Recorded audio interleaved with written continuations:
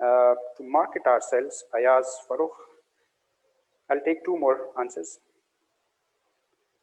Let's keep it very interactive. How many you want to? All right, that's amazing. Professional and get hired to make the higher direct decisions to present yourself. Absolutely. So these are the things you can add more into it, but the time does not allow so much time. So these are the things. But let me what I've learned. Why do you need a resume for? The primary purpose of the resume is to land you a job interview. You need to keep this purpose in mind. You know, everything has a purpose, everything has a reason. We used to say that. So the resume purpose is to land you a job interview. What I learned during my 8 years of experience is that people write everything they've done in their entire life in their resume, right? So we will learn what to do and what not to do because that may not land you a job interview. The second purpose is employer use your resume as a guideline during the interview. So it should be something, as rightly mentioned out, okay, this is a guideline. And when you develop a resume, it should be very specific to the job that you're applying for. And the last but not the least, have a great resume has so many other advantages apart from giving you the job interview. We'll move forward, but there is a certain question I just want to have your understanding on. Let's say, what is your understanding and how can an objective statement improve your resume? So there are 4 answers. What do you think is the right answer to this? Just write it in the chat box. Option A, an objective statement cannot better my resume because they are of a past. All right. Option B, an objective statement can better my resume because it allows for another section to summarize my experience.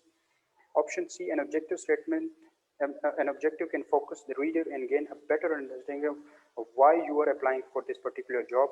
An objective statement can help my resume because it can make my resume appear long. What do you think is the right answer to this question? Write it in the chat box. Option C.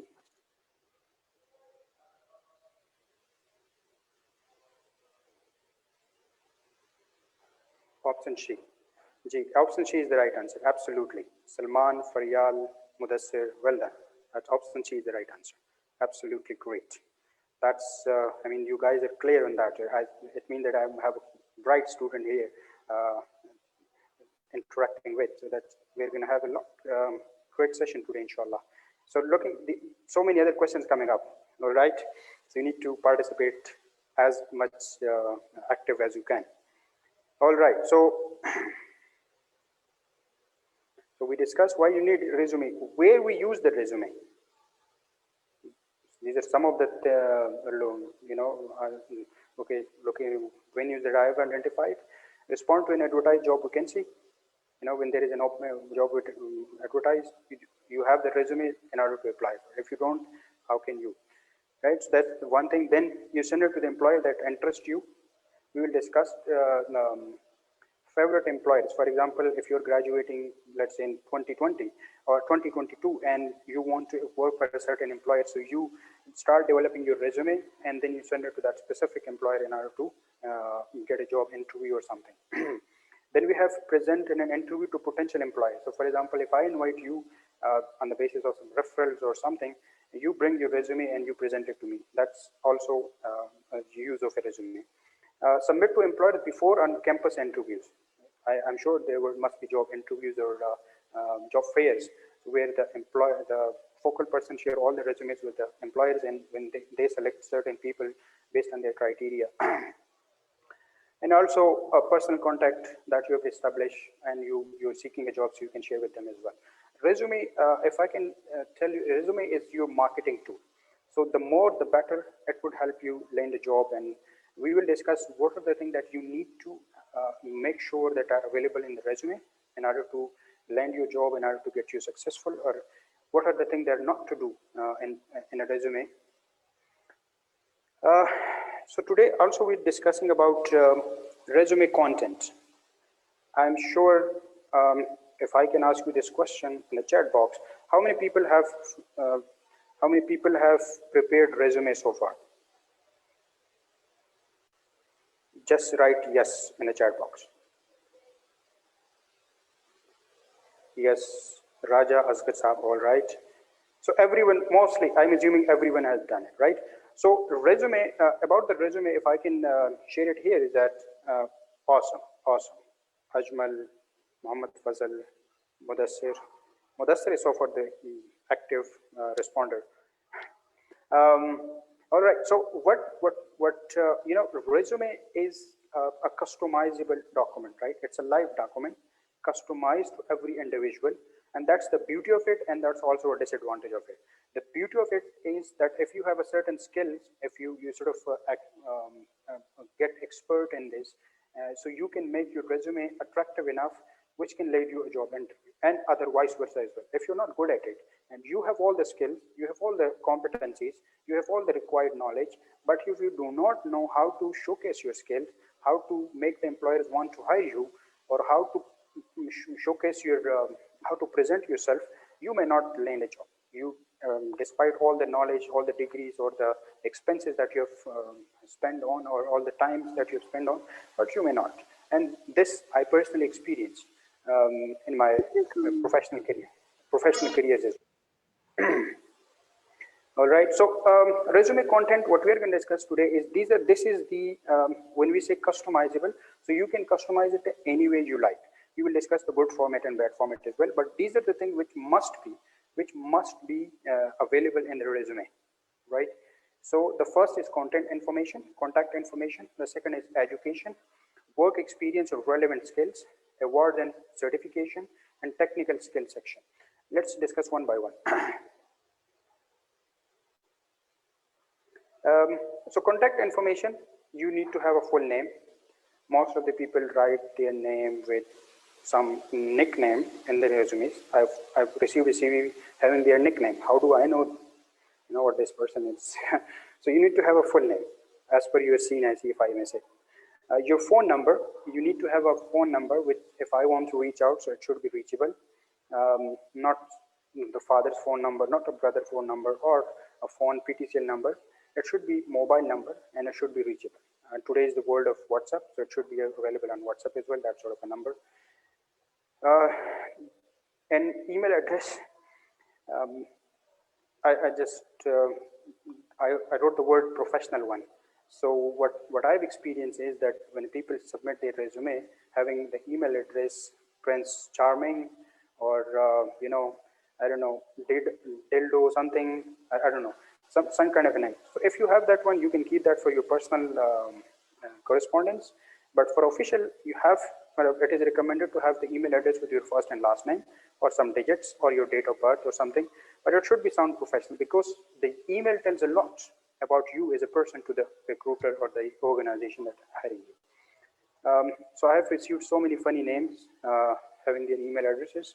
I'll not mention it here, but this is something you need to be aware of. So your full name. I've also received a CV having their home addresses. So we are living in a digital world. Gone are the days where you would receive a mail from the employer that you have been selected and you have the interview on the date. But today we have email address, we have phone, we have WhatsApp. So do not include your mailing address, because the CV may be received by anyone, and it can be misused as well. So it is recommended not to include your mailing address. If someone wants to reach you, they have your number and they have your email address. These both are more than enough to contact you, rather than sharing your mailing address. For security reasons as well, especially for the female students that we're working.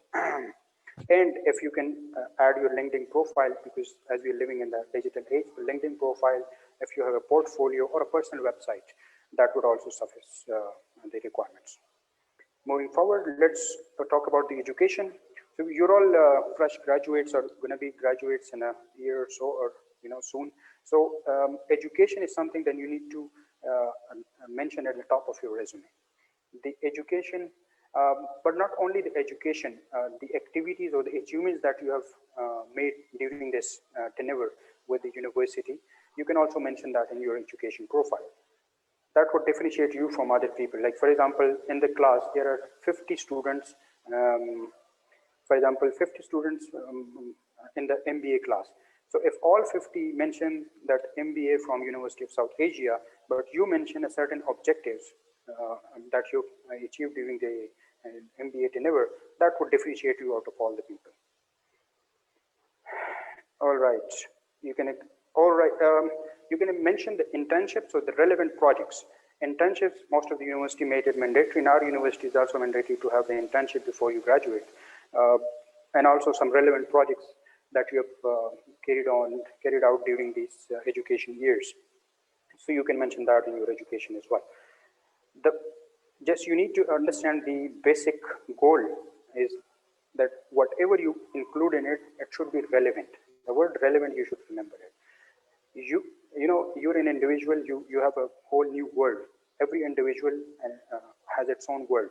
So you might have done so many things, but they may not be relevant to the job that you're applying for. So you do not need to mention all the things that you have done in the resume, only the relevant information. All right. Then we have work experience. Then we have a work experience. I normally get this question a lot from the student. I don't have the work experience, so what should I mention it? So here is the answer. Group projects that you have carried out, any project that you have worked on together, you can mention that. You can mention the internship. And if there is no, for example, you have any experience with the organization, I know there are students who are working while they are studying. So you can mention in this format, the organization, the position that you worked on, the country, the months and years worked. But even then, if you don't have any experience or projects or even an internship to showcase, so you can skip this section completely. There is no harm in it. You know, this is something which can give you an advantage if you have it, but if you don't have it, there is no harm in it removing this section altogether for a fresh graduates like you. So let's check your understanding. I want you to answer this question in the chat box. The question is, the technical skills or computer skills section is especially helpful to administrative, operational, or technical people. Why is this? So option we have. Please write your answer in the chat box.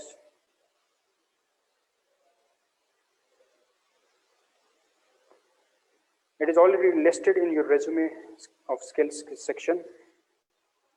If you have a technical person, your IT skills are obvious. Listing too many skills make you arrogant, and it's a great way to show that you have a versatile set of skills. What do you think is the right answer? Noman Imtiaz, D. Very nice. Let's have a few more answers. All right, D is the right answer, absolutely. You're such bright students. I'm very happy to interact with you guys. I love that. Moving forward,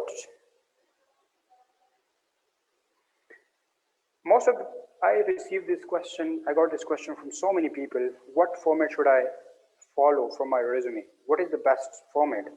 How should I know what format? Do you have any format that I can follow on?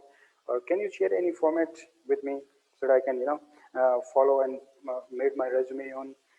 So today I'm going to share with you. There are three formats in the globally recognized. There are only three formats that you can follow for your developing your resumes. I'll tell you what is best for you and how to choose. The first one is reverse chronological format, the most common that you might have.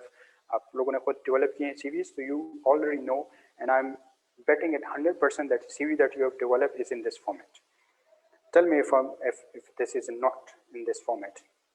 Right, this is the most common. Whenever you see CV, it is in this format, like in the chronological order, the education, the experience. We will discuss it in detail. These are the three formats. The first one is the most common one. The skill-based format or functional format is the least popular, and combined is also least popular. So let's discuss one by one. Reverse chronological format, what is the best in it? It is for the people who has a lot of experience, the people who are working, who's having more than 5 or 6 years of experience. This is also good for them. It's also good for the fresh grads who can only mention the education and the internship experience that they have during these professional years. All right. So this you can. I'll also tell you what which format do you choose for yourself.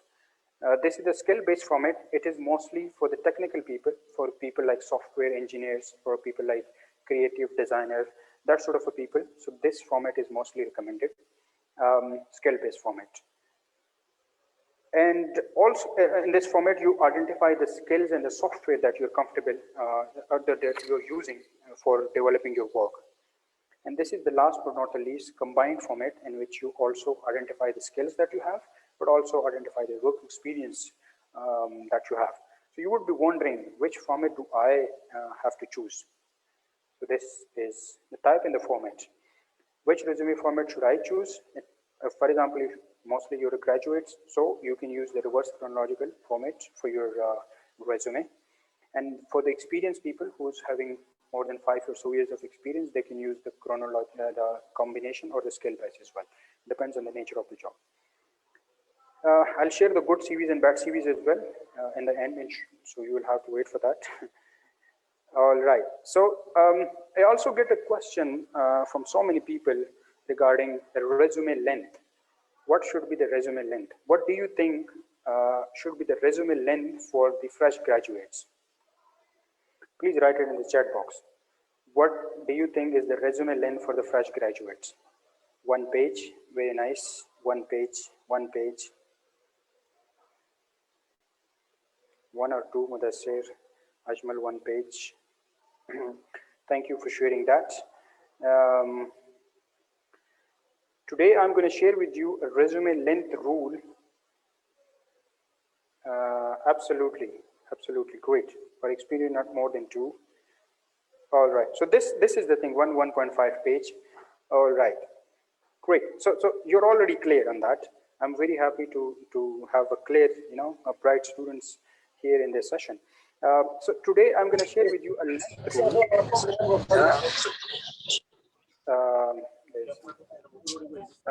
All right. There is some confusion. All right. There is someone's mic is on, please.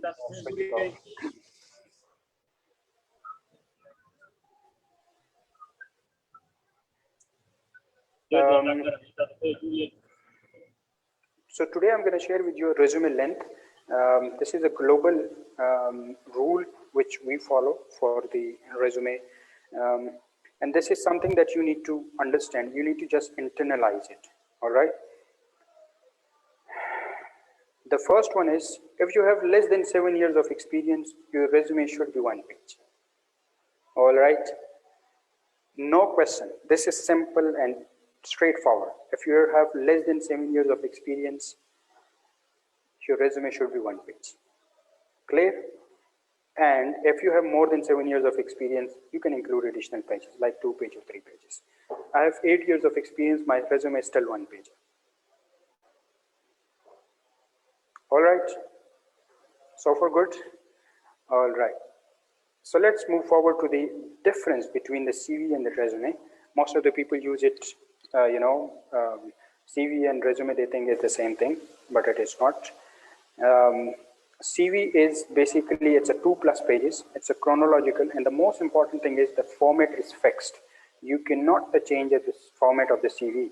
You can change the format of the resume. Resume format is customizable as per the person, as per the job, and the CV format is fixed. It is very comprehensive. It a detailed view of the person, but resume is a concise. It's a 1 pager. It's a snapshot of the career summary.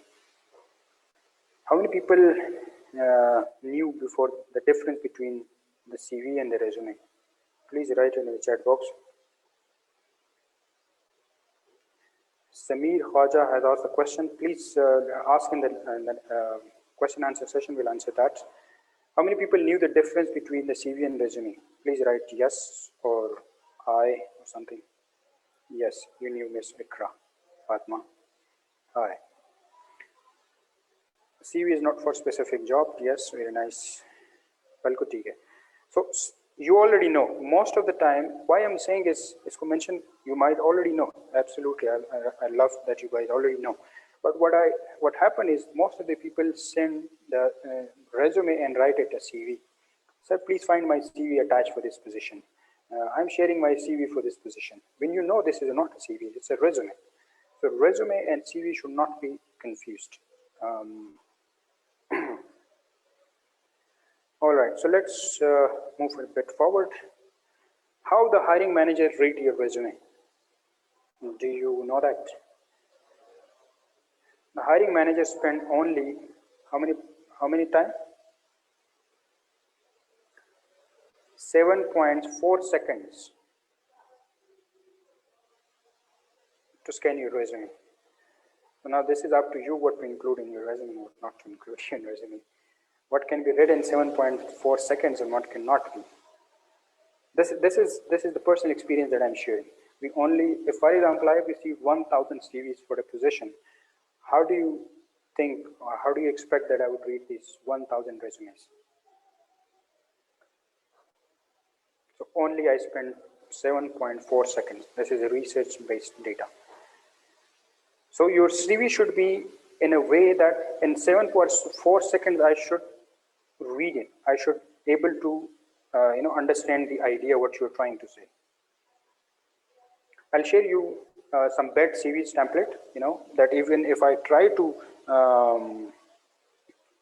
read it, I may not be able to read it. Okay. Let's so understanding all these, the CV is important. Difference between CV and resume.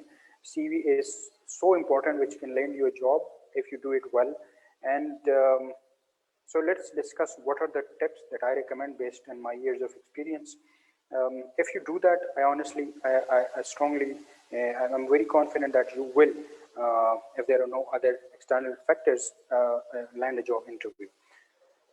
For example, the first and important thing is the layout and the organization of the CV. That should be very simple. It should be very organized, what you're trying to say. The CV tell a lot about you as a person. So if it is not organized, it tells me that you're also not organized person. If the font of the CV is not constant, it also tells you a lot about the person. If the size of the font is not constant in the document, is also very important. So you need to look into all these matters. Do not put your address or location. No one is sending you the mail because we are living in the digital world. So the gone are the days where we used to receive a mail from the employer that you have an interview and that sort of stuff. Today's world, you send a WhatsApp even or an email, right, or a phone call. The most important one is you should save your CV in PDF. Most of the time, I receive a CVs or we send a CVs in a Word document. When the other person open it, the formats get fluttered, and you might have designed it very well, but when it is open on the employer or someone else's computer, it does not look that way, the way you have designed. So the PDF is something you need to save it as PDF. Always, if you take it one takeaway from this session, please save your CV in PDF, because the way I receive a CV is when I open it, the organization of the CV is so cluttered that I do not even understand what is this. So please save it in PDF. And the most important thing is when you save it, please save it with your name, your first name or not resume, updated resume, or resume 2021, resume 2022, not sort of that. Name with your name, because as employer receives so many resumes. So if you write the resume, it's lost. But if you write your name, it would be easy to track. Include your graduation date. What I observed the student does is that they write 2017 to present. If I have to guess that you have started in 2017 and it's a 4-year degree and it will be complete in 2021, I will need a time for that. So I may not opt for choosing that, spending my time on that. So I'll move on. So please write, or if it's not, like for example, you're still studying, so you can say the expected date is what, the expected completion date. And also, it was rightly mentioned by you guys as well that you should tailor your resume to the job that you're applying to. It should not be the standard resume sending to all the job and every kind of a job. Let's discuss a few more tips. When you're printing the CV, so please print it in a good quality paper. I've also read in at least 20 IPL. That's standard quality we recommend. For example, there are 500 CVs that I have received. So everyone has printed on the normal paper, but you have printed on good quality paper. When I open it, so what do you think? Would I not notice it?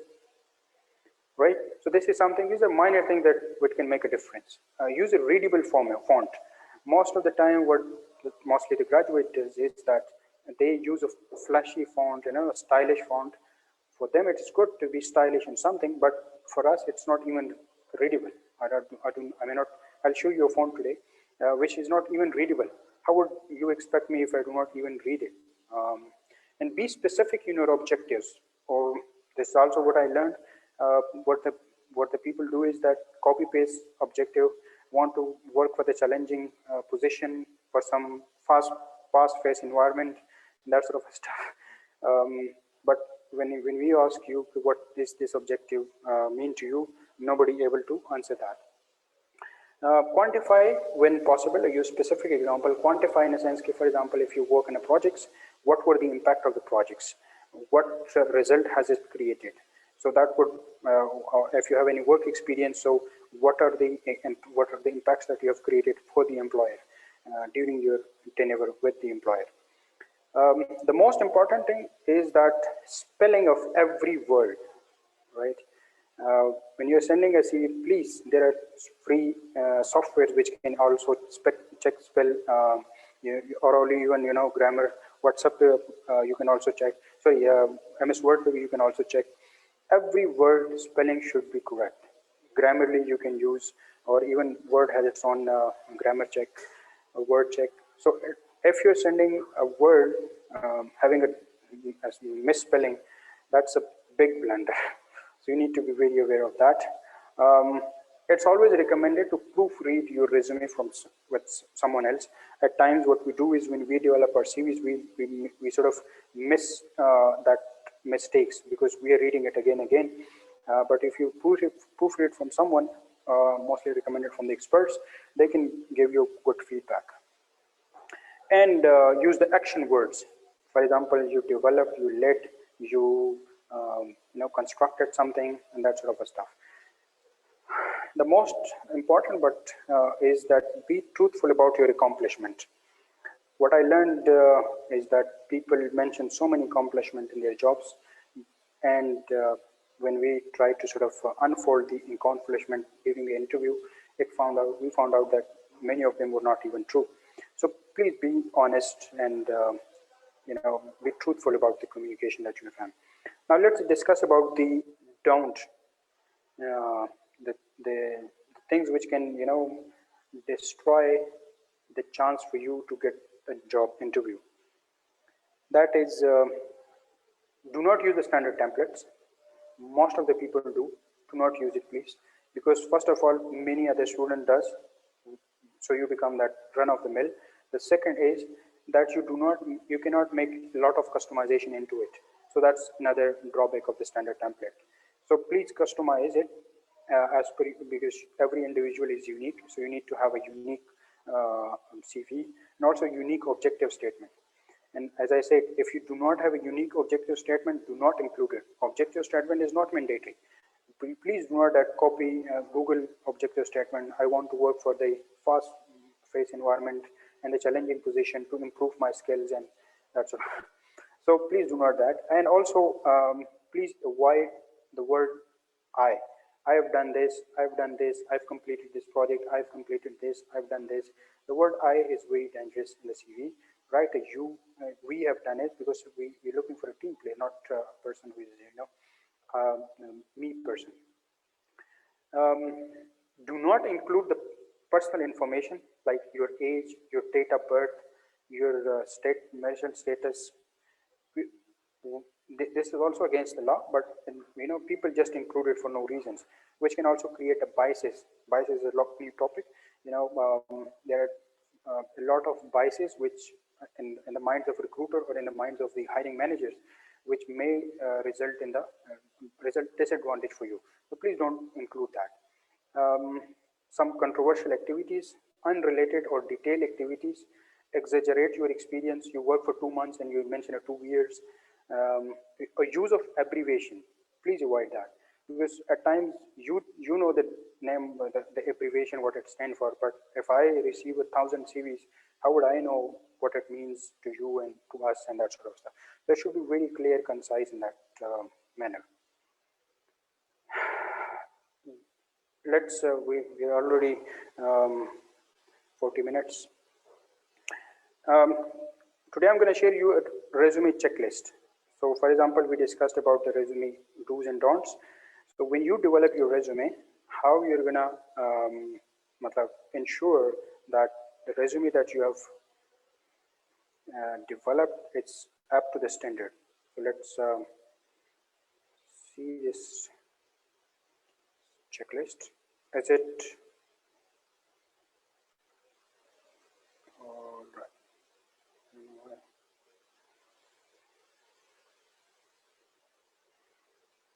All right. Is it visible now? Please write yes in the chat box. I know. Yes, great. All right. So, awesome. So, guys, ladies and gentlemen, let's go through this checklist. I'll share this with Maria, and she can share it with you guys. I have no issue with it.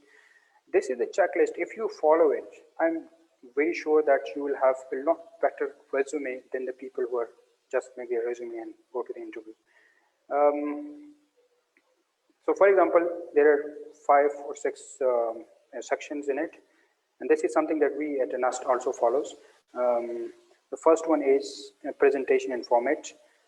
So you need to ensure that easy to read. It should be, in a first glance, it should be readable. The most important information are listed first, the organization of it. Standard fonts 10.5 or maximum 12. I've received a CV in 20 fonts. So can you imagine what would be my reaction to it?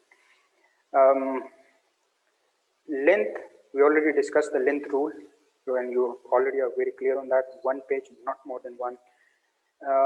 Use consistent formatting, that is, all titles should be bold, okay, and dates should be mentioned in the same way. So for example, month, year, or day, month, year. So it should be in the same format, not कि एक जगह पे आपने month, day, year किया, दूसरी जगह पे year, month, day कर दिया. So it should not be confusing. And resume template should not be used. It tailor-made to the individual and should be customizable. The second one is the grammar, error-free and consistent use of grammar. And for example, the word periods or not period at the end of the phrases. So the minor mistake can make a lot damage for you.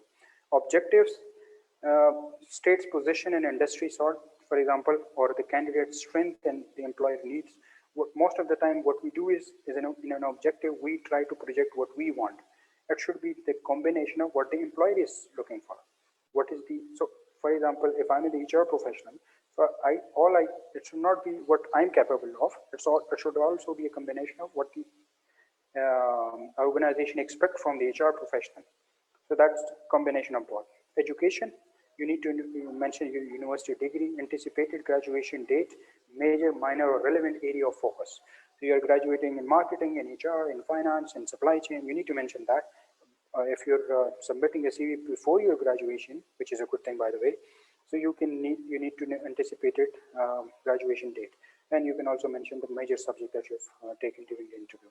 The experience section, now for most of the students, it's very you can include the relevance of each experience, or in the bullet points, or you can if you don't have an experience, internship also works. If you don't have an internship, you can mention the project that you worked on, or the most important thing is that whatever you mentioned, for example, the skills that you mentioned, it should be backed up throughout the resume. So for example, if you say you're a creative person, but I do not see any creative work that you have done, any creative projects that you have done, so it means that you just wrote it. It is of no value. But if you say you're a creative person and you have the creative projects and also a creative internship or anything creative work that you have done, So that would tell me that, okay, you have the creativity skills. The same goes for analytical and other writing skills. So for example, you say you have a good writing skills. So there must be something supporting the good writing skills. For example, you have published an article, you have published some journal, and that sort of stuff. All right. So this was the checklist that I just wanted to share. I'll share with Ms. Maria, and she can share it with you if you're interested.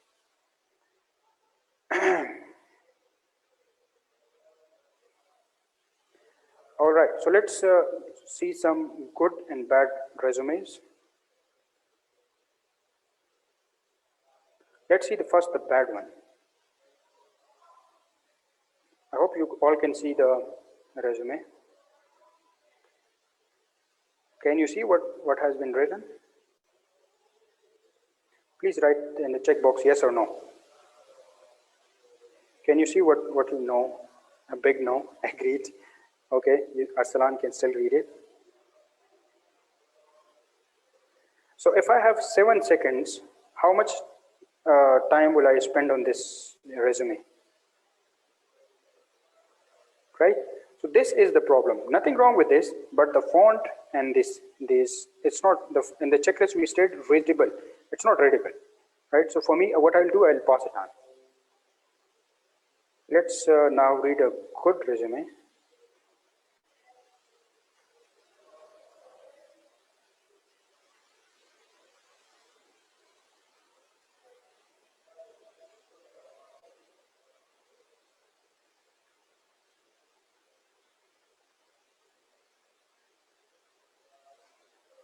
Can you all see it? Can you see it?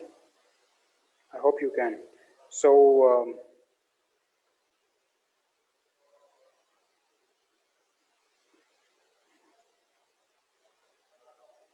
all right, great. So this is a sample of a good resume that you need to sort of follow for your developing your own resume. As we see, the contact information I mentioned at the top, not more than, mobile number, email address, and the name, not the mailing address. Objectives, then the summary of qualification and experience.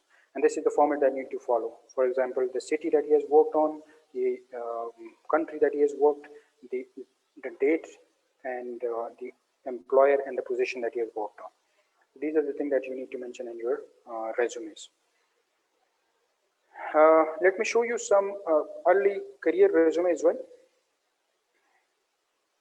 For example, you're a fresh graduate, you might say, okay, I don't have so many experience, what would I do? Or what should I do? So this is something that you can follow as well. If you have any technical skills, you can mention it. If you don't, please skip that area. Education, as you mentioned, interdisciplinary studies, emphasis in informatics and education leadership. This one little sentence tell me a lot about the person, that what he has studied during the degree that he has from the University of America, Bachelor of Arts 2019. Professional experience, if you don't have, as I said, you can mention the volunteer experience, you can mention the internship, you can mention the project or the group project that you have carried out. And you see it's a one-page document. Or you have attended any workshop, any, for example, you have attended this webinar, you can mention this as well even. Okay, you have attended this webinar, and this is the glory of it.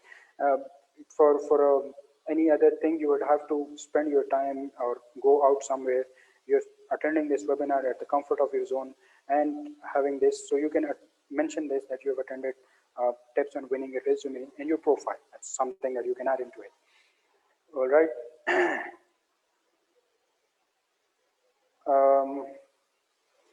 Let me share one more thing as well.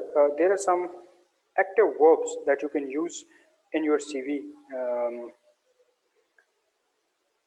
These are the active verbs when you're developing your resume. So let me share this as well. When you're developing your resume, please use these active verbs.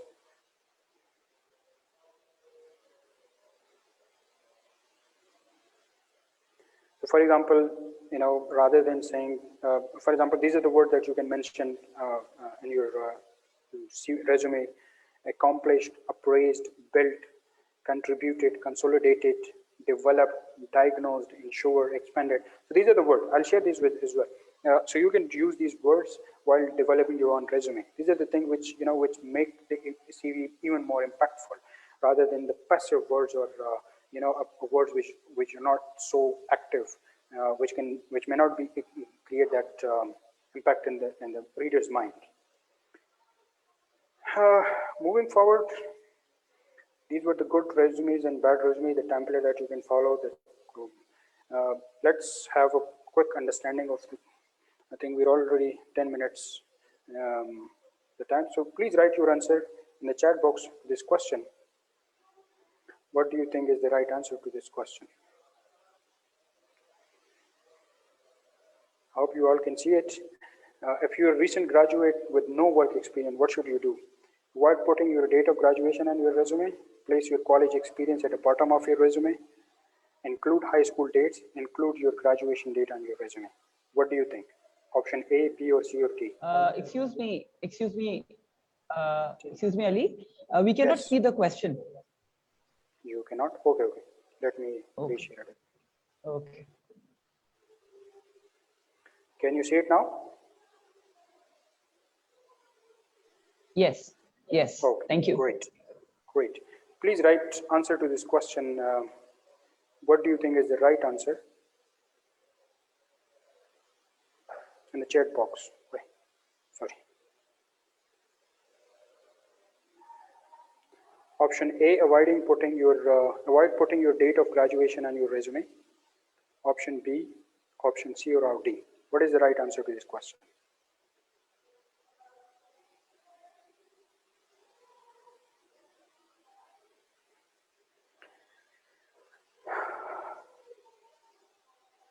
I haven't received any response. All right. Option B. Option D. Riaz Rizwan. Akrama Shmeen. All right. Perfect. So option D is the right answer. Option D is the right answer. So we have come to the conclusion. I have 9 more minutes to go. So I'll open up to this question and answer session. Ms. Maria, if anyone has any question, I'm open to answer, please. Well, I have 2 questions. I think someone has written in the chat box, so I would be asking. Please. The first question is, Ali, the question is, we still have some organizations who send interview call letter at your mailing address. What is your take in it? This is the exact question that the candidate, that the participant asked. Okay. See, I have the 8 years of experience, and as I said, I have placed around 5,000 individuals. I have never sent out a letter to the participant, but the question is very valid for the public sector organization. The the people who are aspiring to work in the public sector, they are still working the letters. So if you are applying for any public sector organization, then you may want, or you may like to add the mailing address into it. But apart from any public sector organization, there is no need to it. So for public sector organization, then I agree to it. You may like to add, because we are still in that. In the public sector, still the letter is still the right form of communication. I hope that the point is clear to the participant. The second question from the participant is that how can we make our resume quantifiable? How we can add quantifiable? How can we add the quantifiable information to it? I guess she means that. Any example to it? First of all, from my side, a big thanks to that whoever asked this question. This is very close to my heart.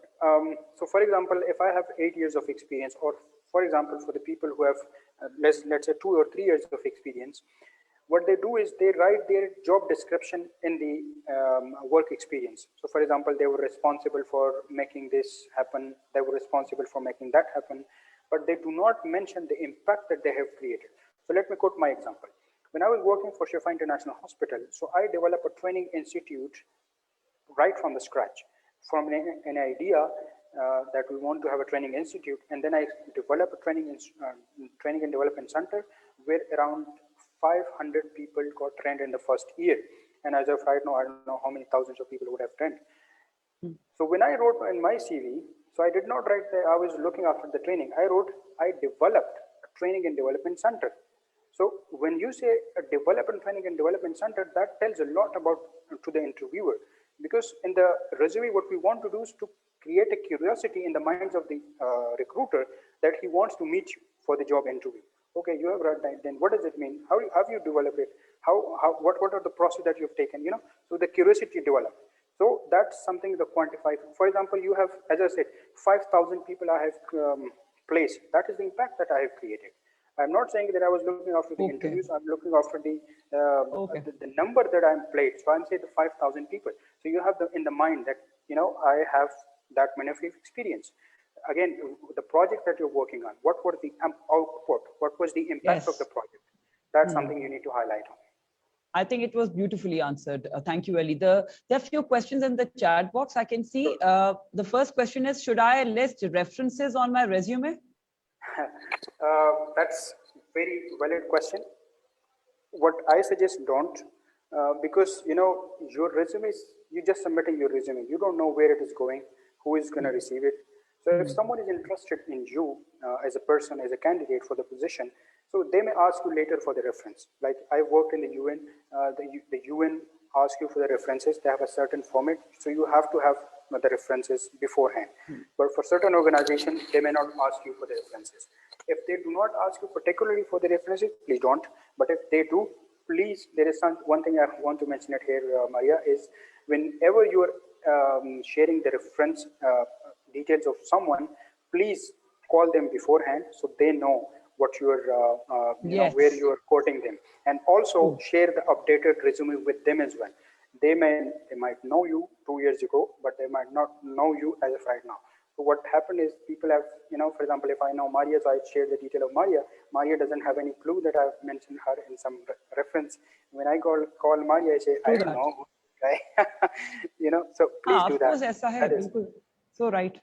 One question is that CGPA should be mentioned in the CV. No, that's a question from the participant. I don't think so, because in a corporate world, it doesn't matter how many CGPA have you, you know, secured in your. The only the skill or the value that you can bring into the table is something valuable. So I personally do not recommend.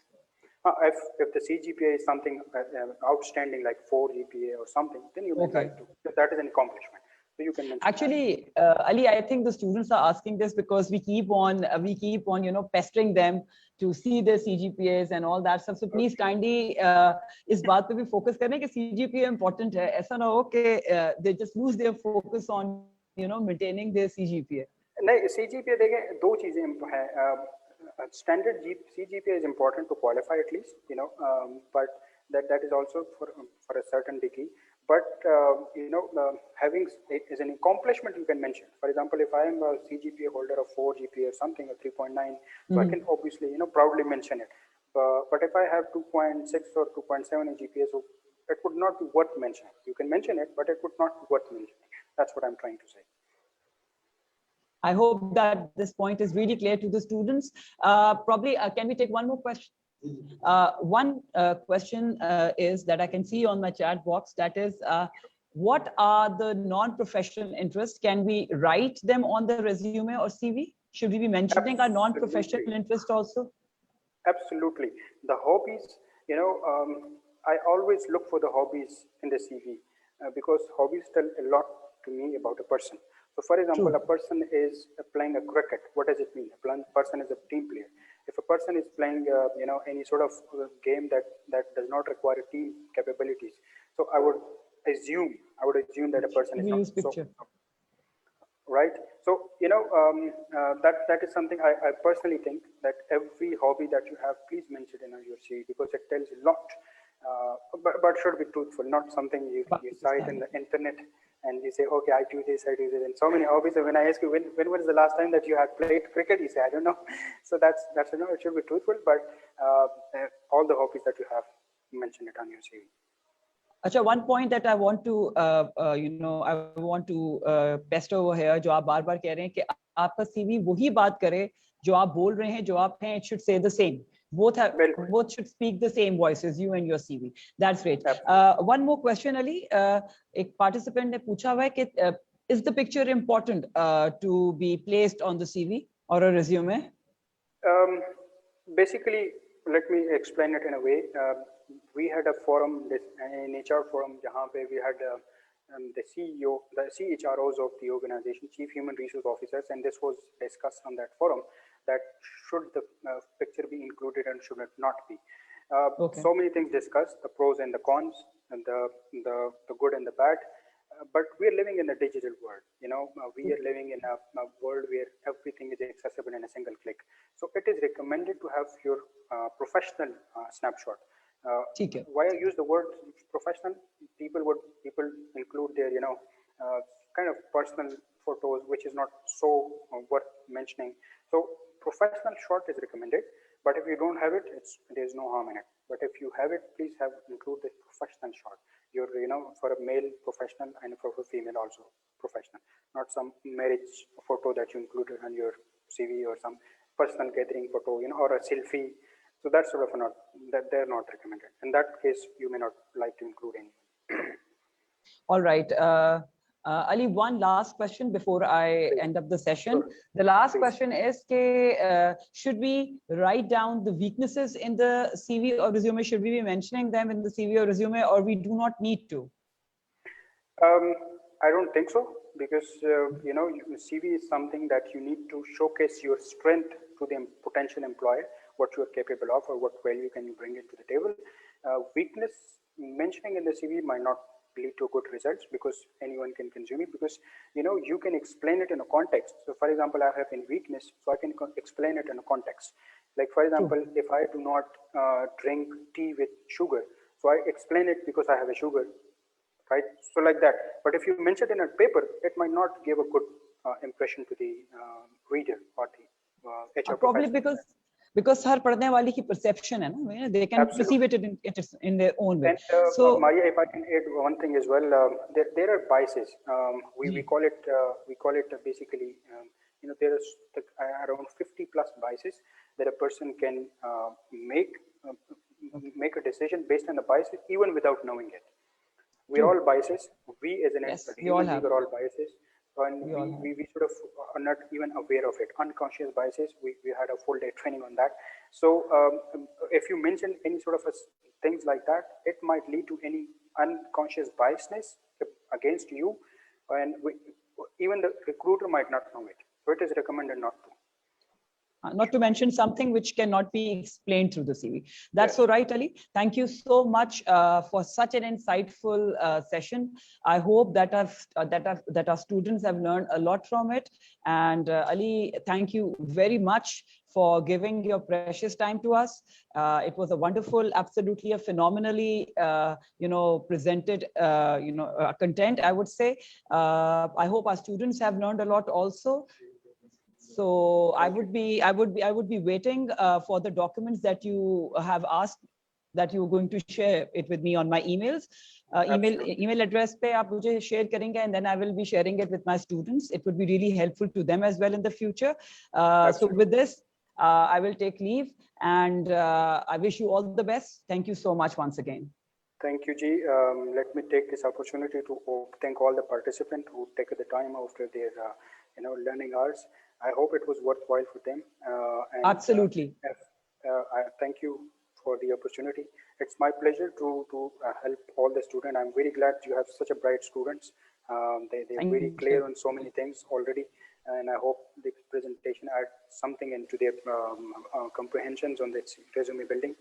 And if anyone would like to connect me on LinkedIn, please follow my LinkedIn page, and I share a lot of job opportunities as well, and also some good content that was worthy to read. So looking forward to connect you on LinkedIn, and please share my LinkedIn link with anyone who would like to connect. So thank you again, and have a good day. And we thank you so much, Ali. Thank you so much, Ali. Thank you for your time. Thank you. Okay, ji. Have a good day. Allah Hafiz. Okay, beta. One more thing I would like to add over here. आप लोगों का next session है 3 o'clock.